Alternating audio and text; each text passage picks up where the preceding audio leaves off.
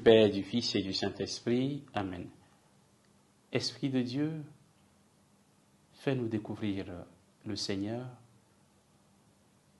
fais-nous croire davantage en lui. Fais en sorte que nous puissions davantage l'écouter. Évangile de Jésus-Christ selon saint Marc. En ce temps-là, Jésus s'en alla, ainsi que ses disciples, vers les villages situés aux environs de Césarée de Philippe.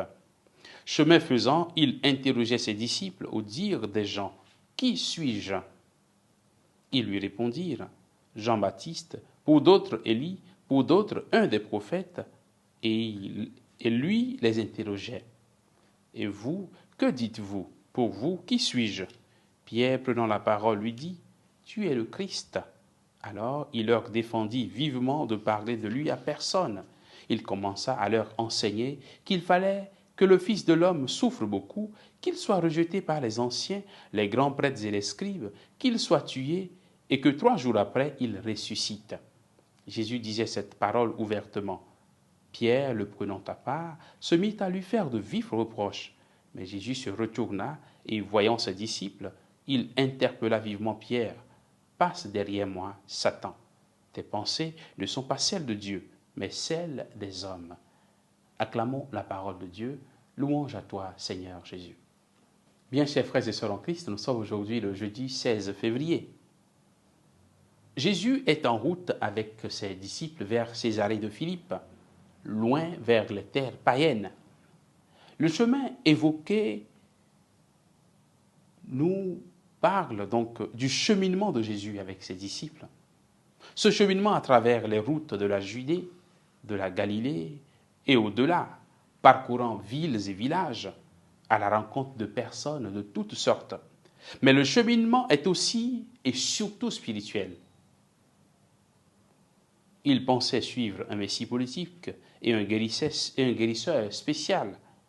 Mais peu à peu, il découvre son identité de messie, de Christ, de Machia. C'est d'ailleurs pourquoi Jésus, après des guérisons opérées devant ses disciples, demande de ne pas parler aux gens, de rester dans ce silence. La raison est simple. C'est ce qu'on appelle le secret messianique. C'est pourquoi Jésus, quand il guérit, quand il fait cette telle chose, il dit « Restez, attention, ne dites rien à personne. Le moment n'est pas encore venu. » C'est seulement la suite de l'aventure avec Jésus qui révélera son identité profonde. Jésus ne voudrait pas qu'on le comprenne mal. Le moment n'est pas encore arrivé. C'est comme un enseignant qui ne donne pas les conclusions de son raisonnement au début du cours, ni dans le déroulement. C'est à la fin qu'il donne ses conclusions.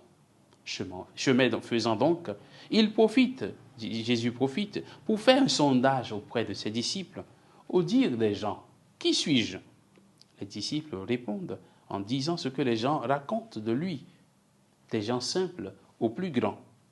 Dire que Jésus est un prophète n'est pas totalement faux, mais son identité ne peut se résumer à celle d'un prophète.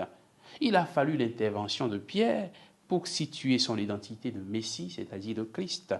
C'est ainsi que nous aussi, nous avons du chemin à faire dans notre foi. C'est à celui qui se reconnaît en chemin dans sa foi que Jésus se révèle.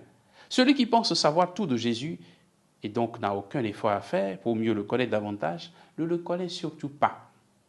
Cela nous pousse, frères et sœurs, à désirer saisir les moments de formation et à vivre des expériences riches pour mieux connaître Jésus.